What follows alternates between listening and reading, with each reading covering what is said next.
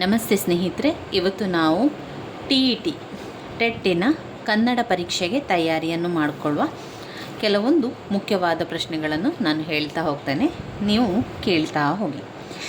ಸಂಜ್ಞೆ ತತ್ವದ ಪ್ರಕಾರ ಸಂಜ್ಞೆ ತತ್ವದ ಬಗ್ಗೆ ಕೇಳಿದರೆ, ಸಂಜ್ಞೆ ತತ್ವ ಅಂತ ಬಂದ ಕೂಡಲೇ ನಾವು ಊಂಟ್ ಅಂತ ತಗೊಳ್ಬೇಕು. ಸಂಜ್ಞೆ ತತ್ವ ಬಂದರೆ ಊಂಟ್. ಆಲಿಸುವಿಕೆ ಏನಾದರೂ ಪ್ರಶ್ನೆ ಬಂದಾಗ, ಆಲಿಸುವಿಕೆಯ ಬಗ್ಗೆ ಏನಾದರೂ ಪ್ರಶ್ನೆ ಬಂದಾಗ ಅದು ಯಾವುದರ ವಿಷಯ ಆಗಿರ್ತದೆ ಅಂದರೆ ಪ್ರಜ್ಞಾಪೂರ್ವಕವಾಗಿ ಆಲಿಸುವಂಥದ್ದು. ನಾವು ಕೇಳುವಂಥದ್ದು. ಆಲಿಸುವುದಂತ ಏನು? ಕೇಳುವಂಥದ್ದು ಹೇಗೆ? ನಾವು ಕೇಳುವಾಗ ಉದ್ದೇಶಪೂರ್ವಕವಾಗಿ ಮತ್ತು ಪ್ರಜ್ಞಾಪೂರ್ವಕವಾಗಿ ಕೇಳ್ಕೊಳ್ಬೇಕು. ಆಗ ಮಾತ್ರ ನಮಗೆ ಒಂದು ಉತ್ತರವನ್ನು ಕೊಡಲಿಕ್ಕೆ ಸಾಧ್ಯ. ಈಗ ನಾವು ನಮ್ಮ ಮನೆಯಲ್ಲಿ ಇಟ್ಕೊಳ್ಳೋ ಯಾರಾದರೂ ಏನಾದರೂ ಹೇಳ್ತಾ ಇದ್ದಾರೆ ಅಂತ ಆದರೆ ನಾವು ಅದನ್ನು ಕೇಳಿಸ್ಕೊಳ್ಳುವಂಥದ್ದು, ಅದು ಆಲಿಸುವಿಕೆ. ನಾವು ಏನು ಆಲಿಸಬೇಕು?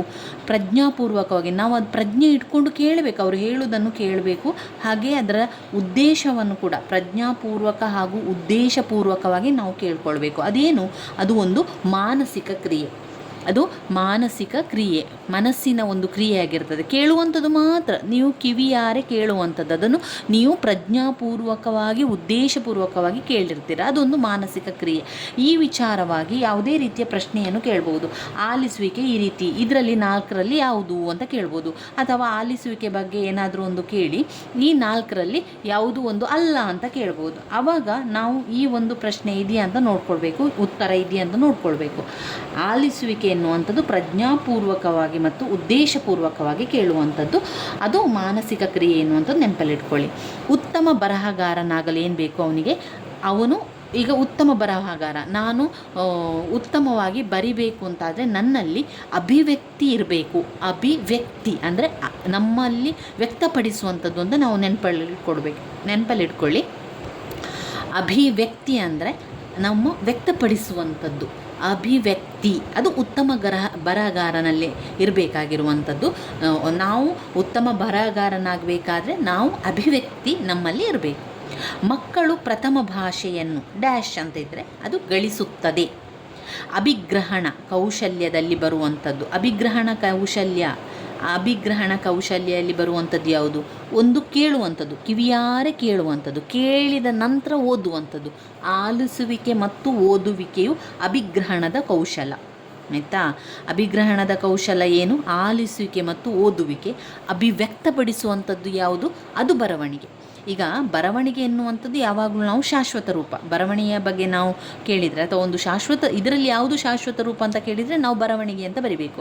ಯಾವಾಗಲೂ 4 ಕೌಶಲ ನೆನಪಲ್ಲಿಟ್ಕೊಳ್ಳಿ. 4 ಕೌಶಲ ಅಂತ ಹೇಳಿದರೆ ಕೇಳುವಂಥದ್ದು, ಆಲಿಸುವಂಥದ್ದು,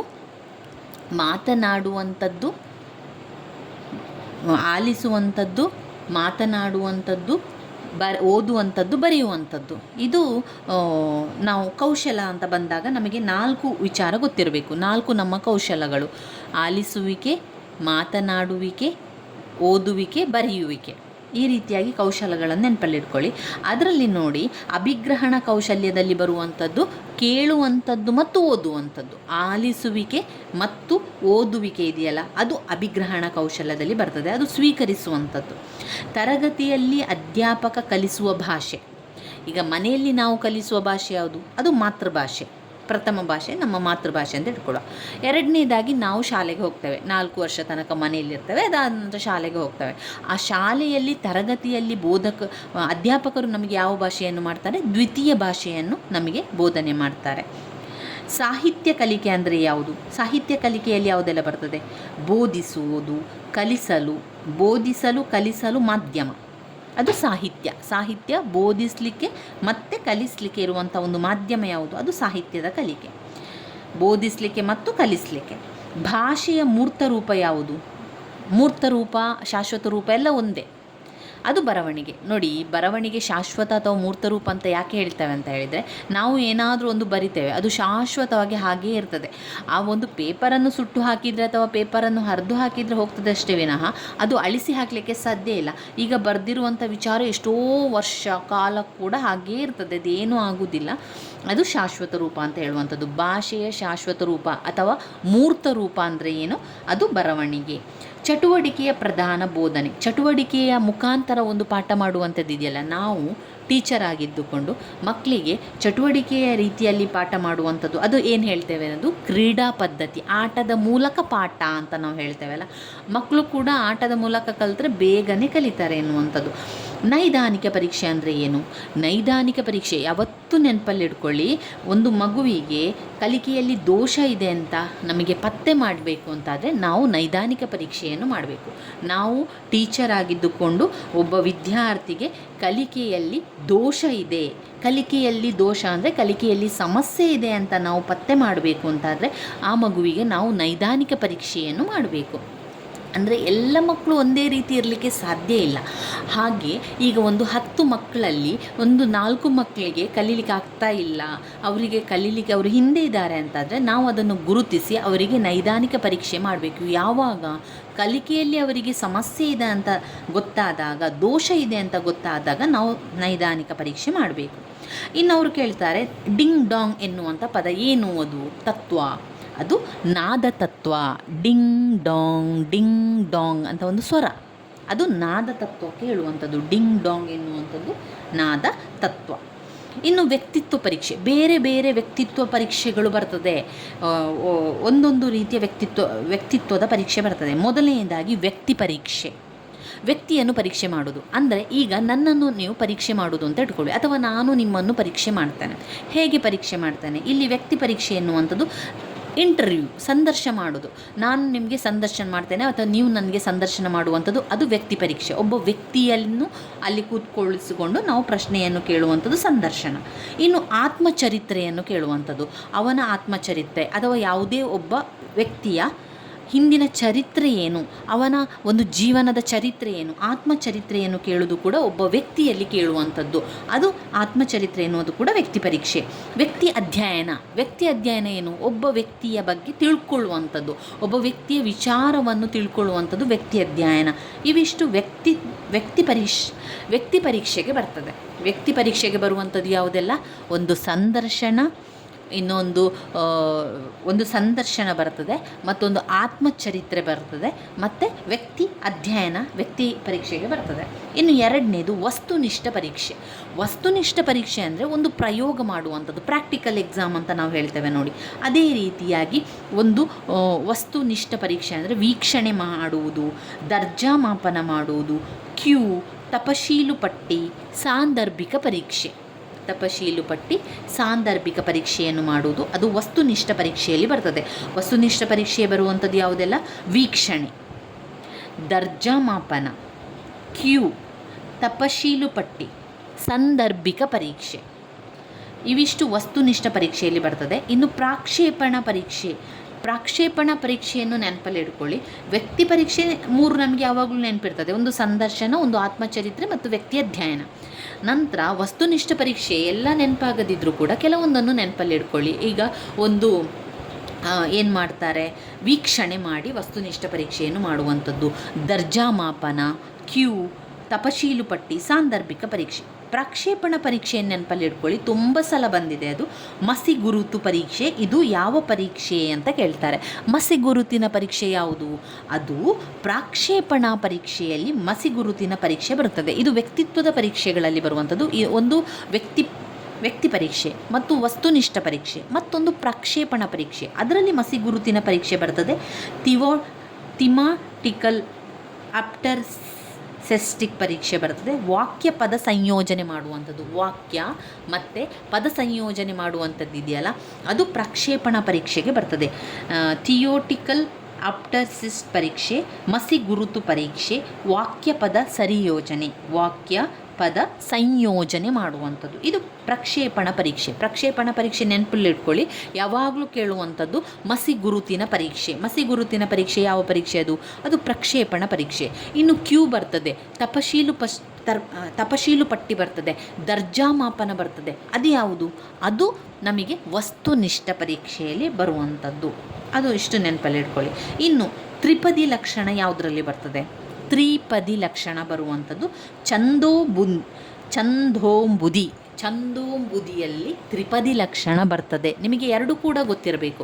ಒಂದು ಛಂದೋಂಬುದಿ ಎನ್ನುವಂಥದ್ದು ಯಾವ ಲಕ್ಷಣಕ್ಕೆ ಒಳಗೊಂಡಿದೆ ಅಂತ ಬಂದರೆ ಅದು ತ್ರಿಪದಿ ಲಕ್ಷಣ. ತ್ರಿಪದಿ ಲಕ್ಷಣ ಅಂದರೆ ಯಾವುದು? ಛಂದೋಂಬುದಿ ಎನ್ನುವಂಥ ತ್ರಿಪದಿ ಲಕ್ಷಣ. ಪಾಠದ ಬೆಳವಣಿಗೆ. ಒಂದು ಪಾಠದ ಬೆಳವಣಿಗೆ ಅಂತ ಬಂದಾಗ ಅದು ಯಾವುದು?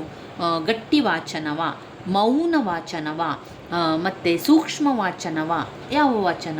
ಮೌನದಲ್ಲಿ ವಾಚನ ಮಾಡುವಂಥದ್ದೇ ಪಾಠದ ಬೆಳವಣಿಗೆ. ಅಂದರೆ ಇನ್ನೊಂದು ಅರ್ಥದಲ್ಲಿ ನೋಡಿದರೆ, ನೀವು ಮೌನವಾಗಿ ಓದ್ತಾ ಹೋದರೆ ತುಂಬಾ ಫಾಸ್ಟಾಗಿ ಬೇಗ ಪಾಠವನ್ನು ಕವರ್ ಮಾಡ್ಬೋದು. ಅದೇ ರೀತಿ ಇಲ್ಲಿ ಪಾಠದ ಬೆಳವಣಿಗೆ, ಒಂದು ಬೇಗ ಪಾಠದ ಬೆಳವಣಿಗೆ ಆಗಬೇಕು ಅಂತಂದರೆ ಮೌನ ವಾಚನ ಆಗಬೇಕು. ತ್ರಿಭಾಷಾ ಸೂತ್ರ ಅಧಿಕೃತವಾದದ್ದು ವರ್ಷ ಯಾವುದು? ತ್ರಿಭಾಷೆಯ ಸೂತ್ರ ಎನ್ನುವಂಥದ್ದು ಅಧಿಕೃತವಾಗಿರ್ತದೆ. ಆ ತ್ರಿಭಾಷೆಯ ಸೂತ್ರ ಯಾವಾಗ ಅಧಿಕೃತವಾಯಿತು ಅಂತ ಹೇಳಿದರೆ 1961ರಲ್ಲಿ ತ್ರಿಭಾಷಾ ಸೂತ್ರ ಅಧಿಕೃತವಾಯಿತು. ಇನ್ನು ಭಾಷಾ ಬೋಧನೆಯ ನಿರ್ದಿಷ್ಟ ಉದ್ದೇಶ ಏನು? ನಾವು ಒಂದು ಭಾಷೆಯ ಬೋಧನೆ ಮಾಡ್ತೇವೆ. ಭಾಷೆ ಅಂತ ಹೇಳಿದರೆ ಕನ್ನಡ ಭಾಷೆ, ಇಂಗ್ಲೀಷ್ ಭಾಷೆಯಲ್ಲಿ 2 ಭಾಷೆಗಳು ಬರುವಂಥದ್ದು. ಉಳಿದಿರುವಂಥದ್ದೆಲ್ಲ ಸಮಾಜ ವಿಜ್ಞಾನ, ಗಣಿತ ಅದೆಲ್ಲ ಬರ್ತದೆ. ಈ ಭಾಷಾ ಬೋಧನೆ ಈಗ ನಾವು ಕನ್ನಡ ಪಾಠವನ್ನು ಮಾಡ್ತಾ ಇದ್ದೇವೆ ಅಂತಾದರೆ ಅದರ ನಿರ್ದಿಷ್ಟ ಉದ್ದೇಶ ಏನು ಅಂತ ಕೇಳ್ತಾರೆ. ಅದು ಏನು ಅಂತ ಹೇಳಿದರೆ, ಒಂದು ಜ್ಞಾನ. ನಾವು ಕನ್ನಡವನ್ನು ಪಾಠ ಮಾಡ್ತಾ ಇದ್ದೇವೆ ಅಂತಾದರೆ ಜ್ಞಾನ ಬರಲಿಕ್ಕೆ, ಆಮೇಲೆ ಅವರಿಗೆ ಅರ್ಥಗ್ರಹಿಕೆ ಮಾಡಲಿಕ್ಕೆ, ಜ್ಞಾನ, ಅರ್ಥಗ್ರಹಿಕೆ, ರಸಾನುಭವ. ಯಾಕೆ ರಸಾನುಭವ ಇಲ್ಲಿ ಹೇಳ್ತಾ ಇದ್ದಾರೆ ಅಂತ ಹೇಳಿದರೆ, ಕನ್ನಡದಲ್ಲಿ ಮತ್ತು ಇಂಗ್ಲೀಷ್ನಲ್ಲಿ ಪದ್ಯಗಳೆಲ್ಲ ಬರ್ತದೆ ನೋಡಿ. ಪದ್ಯ ಬಂದಾಗ ಅದು ಕಾವ್ಯಗಳು ರಸಾನುಭವ ಬರುವಂಥದ್ದು ಅಂತ ಕಾಣ್ತದೆ, ರಸಾನುಭವ. ಆಮೇಲೆ ಆ ಪದ್ಯದ ಅರ್ಥಗ್ರಹಿಕೆಯನ್ನು ಮಾಡುವಂಥದ್ದು, ಜ್ಞಾನ ಸೇರುವಂಥದ್ದು. ಇದು ಭಾಷಾ ಬೋಧನೆಯ ನಿರ್ದಿಷ್ಟ ಉದ್ದೇಶ. ನಾವು ಭಾಷೆ ಅಂತ ಹೇಳಿದ ಕೂಡಲೇ ನಾವು ಕನ್ನಡವಂತೆ ತಗೊಳ್ಳೋದು, ಅದರಲ್ಲಿ ಏನೆಲ್ಲ ಇರಬೇಕು ಅಂತ. ಭಾಷಾ ಬೋಧನೆಯಲ್ಲಿ ನಿರ್ದಿಷ್ಟ ಉದ್ದೇಶ ಏನು ಅಂತ ಹೇಳಿದರೆ, ಒಂದು ಜ್ಞಾನ, ಅರ್ಥಗ್ರಹಿಕೆ,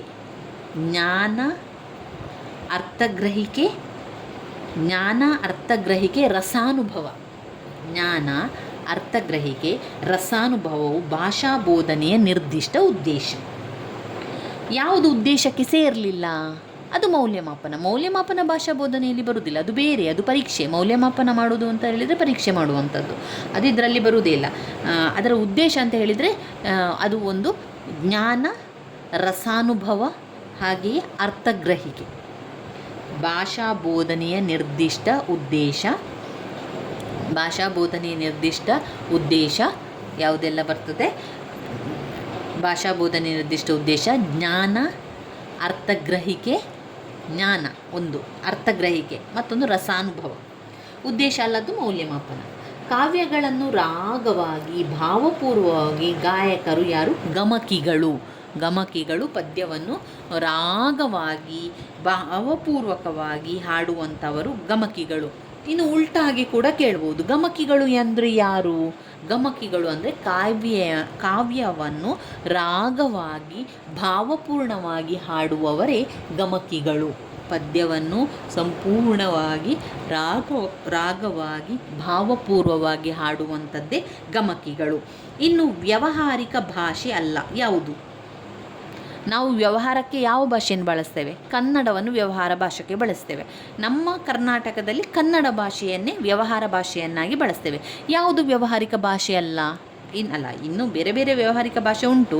ಈಗ ಇಂಗ್ಲೀಷನ್ನು ಕೂಡ ವ್ಯಾವಹಾರಿಕ ಭಾಷೆಯಾಗಿ ತಗೊಳ್ತಾರೆ, ಇನ್ನು ಬೇರೆ ಬೇರೆ ಭಾಷೆಯನ್ನು ಕೂಡ ವ್ಯಾವಹಾರಿಕ ಭಾಷೆಯಾಗಿ ತಗೊಳ್ತಾರೆ. ಆದರೆ ಯಾವುದು ಒಂದನ್ನು ವ್ಯಾವಹಾರಿಕ ಭಾಷೆಯಾಗಿ ತಗೊಳ್ಳೋದೇ ಇಲ್ಲ. ಅದು ಯಾವುದು? ಅದು ಸಂಸ್ಕೃತ ಭಾಷೆ, ಸಂಸ್ಕೃತ ಮಾತ್ರ ಭಾಷೆ ಅಂತ ಕರೆಯುವುದು ವ್ಯಾವಹಾರಿಕ ಭಾಷೆ ಅಲ್ಲ ಅಂತ ಹೇಳ್ತಾ ಇದ್ದಾರೆ.